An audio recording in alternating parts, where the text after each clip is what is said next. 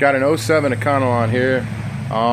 We are going to pull the air conditioning system down. This is a front and rear AC system, and it works. And it's been working for the past 3 years or so. However, when it gets to the hottest part of the summer, it doesn't want to work at an idle as good as it does on the highway. That means when the vehicle's moving and air is rushing through the front. Now, we've already addressed possible issues like fan clutch and so on. The fan clutch in this has been changed to a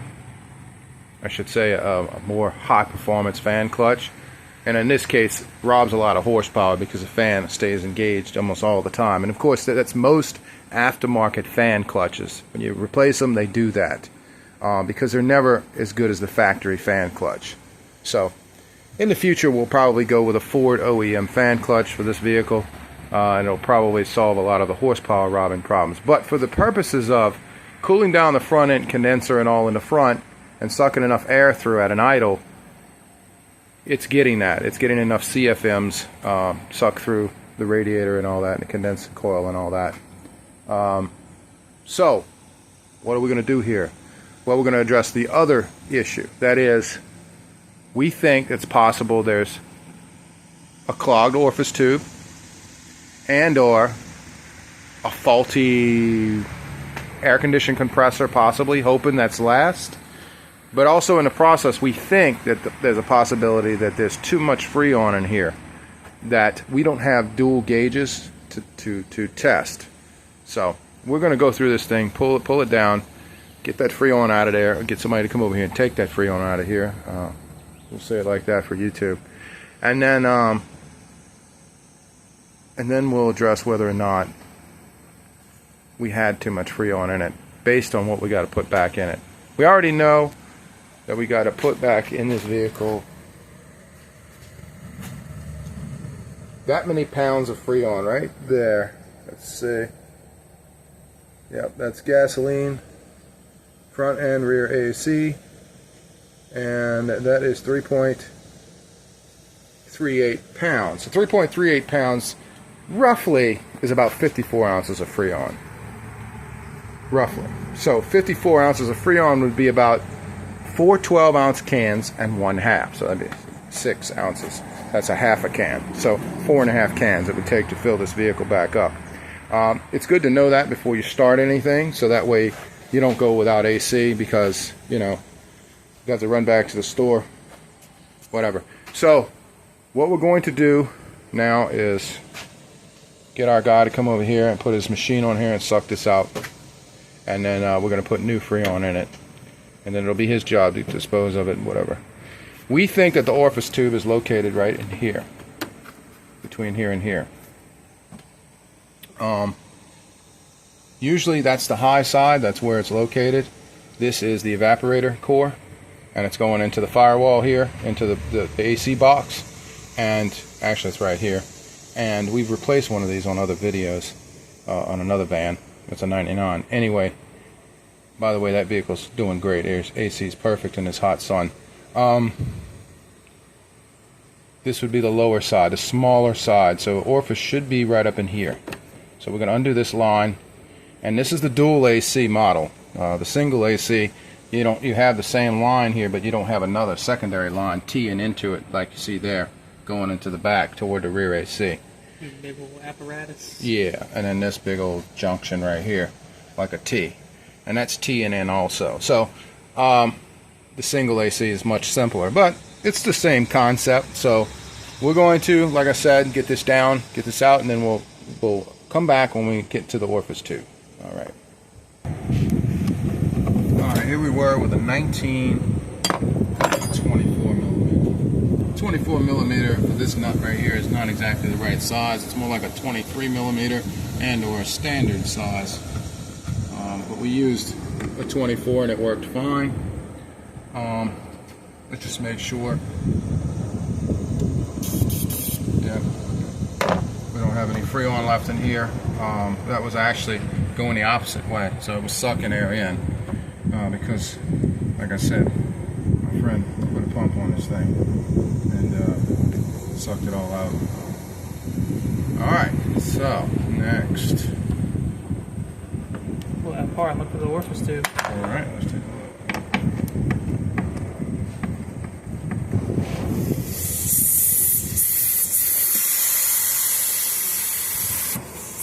Okay. There we are. Took air in. Yeah, a little bit of residual. Alright, look, see that? There's the orifice tube right there. There it is, hidden. Alright, let's go get a new orifice tube, and let's take this one out and see if we got any trash on it. Alright, we're going to try to get in here if we can and grab this orifice tube. It's kind of hidden.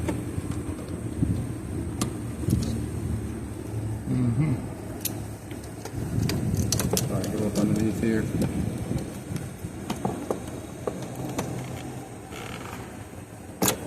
There it is. Alright, let's see what kind of crap we got on that. What we got on that? Alright, leak detection. Like little pieces of no telling. Seal, gasket, O-ring, who knows. It's not metallic.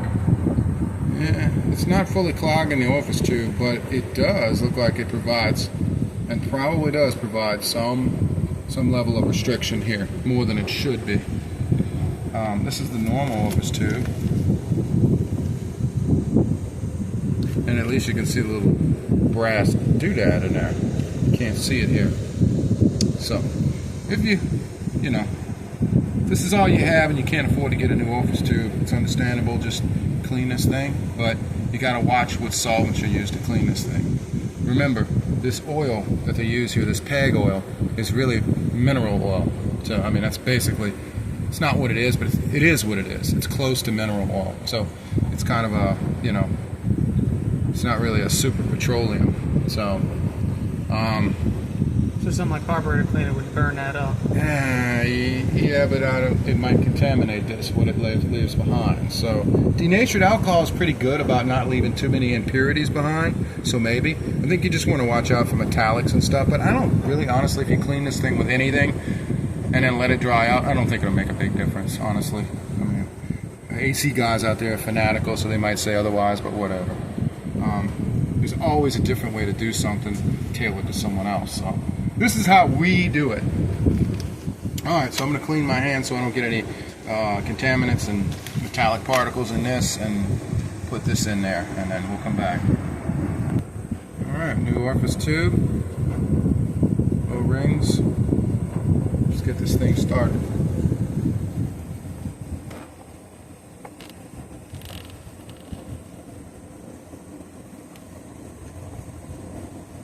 This one's kind of difficult to reach, but yeah, it went in pretty easy.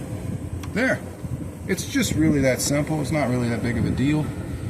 I just I've done these ACs back and forward and back, and on all these, you know, Econolines and a lot of other Ford vehicles and GM back in the day, before they went total Chinese.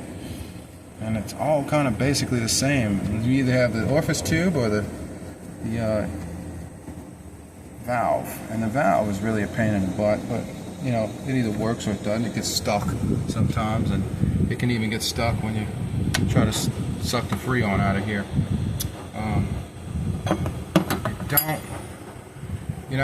Look, how you recharge this thing and how you, how you get rid of your Freon in here and all, that's all your business, you know, and I try to leave it like that. That's why I really don't post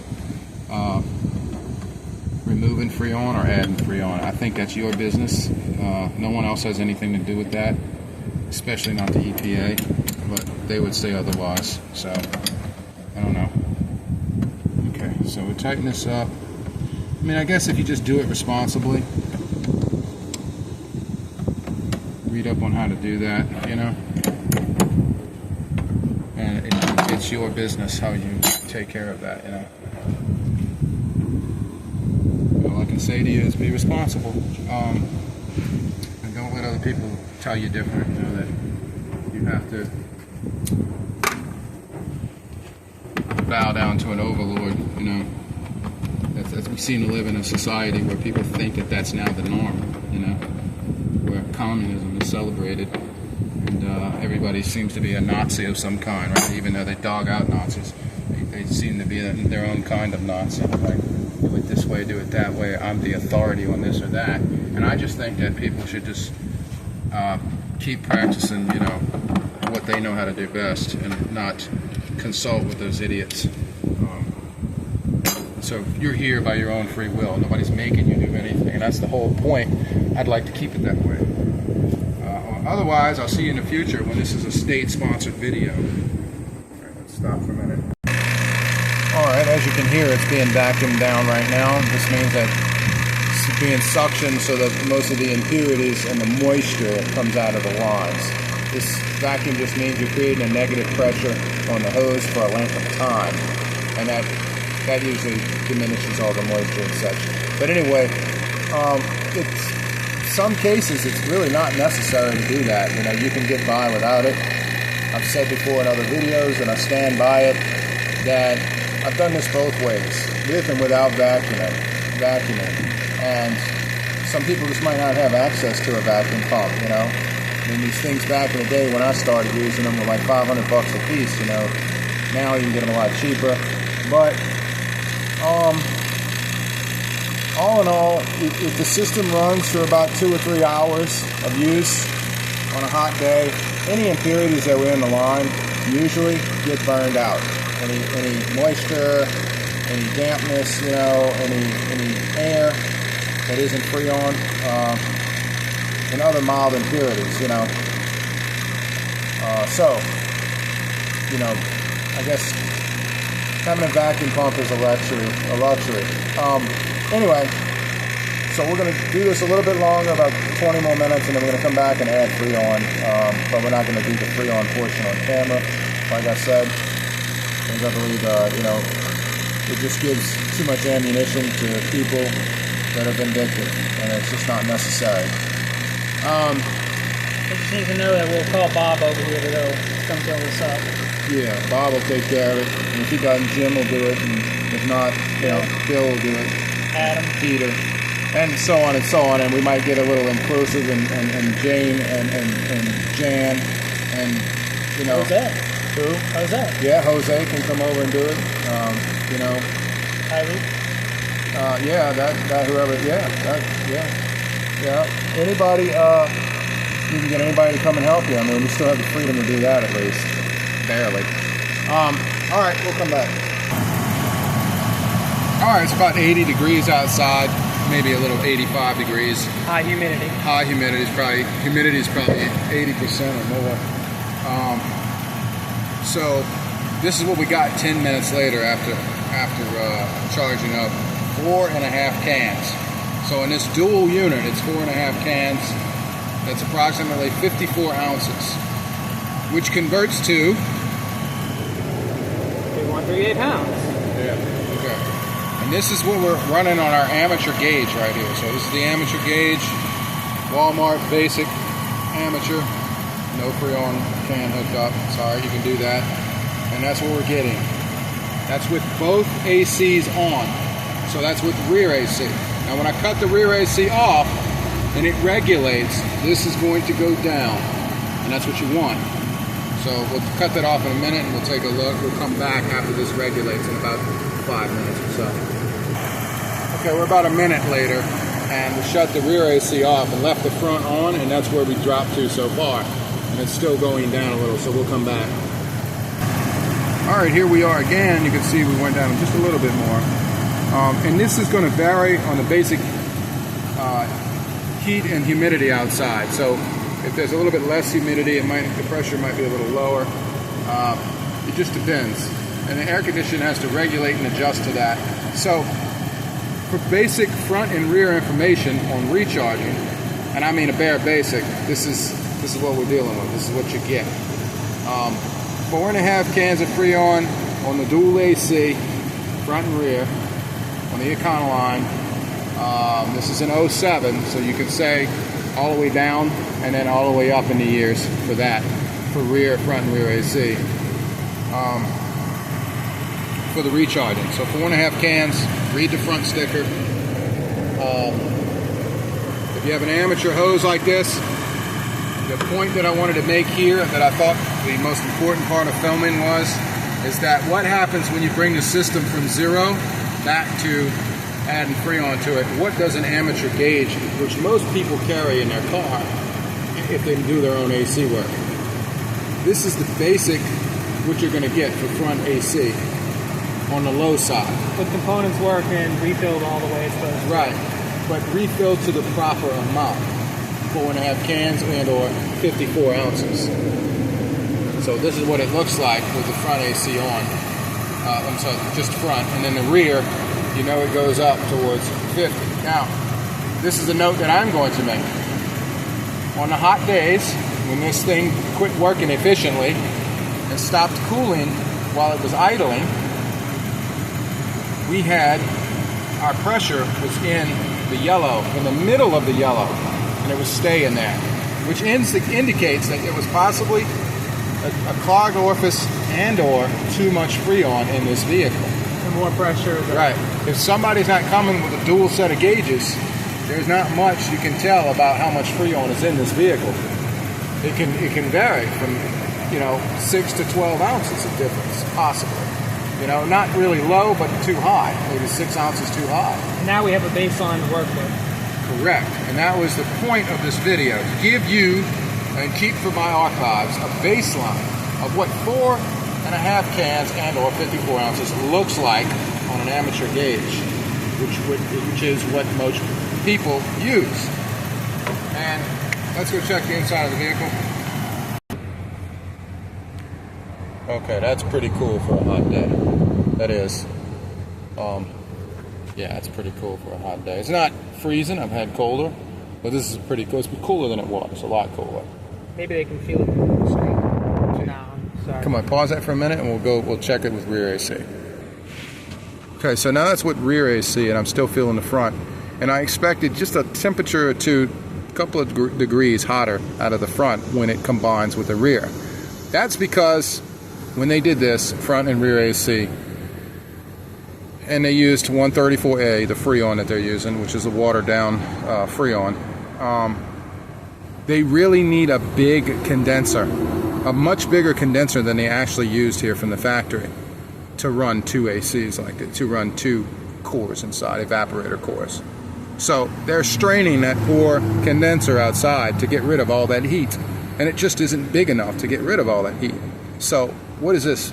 Partially a flawed design on the vehicles with the front and rear AC. Small condenser for 2 evaporator cores. Correct. So they should have went with an oversized condenser, but I think there's only so much room in the front of this van to add a condenser. So pause that, we'll come and we'll take a look.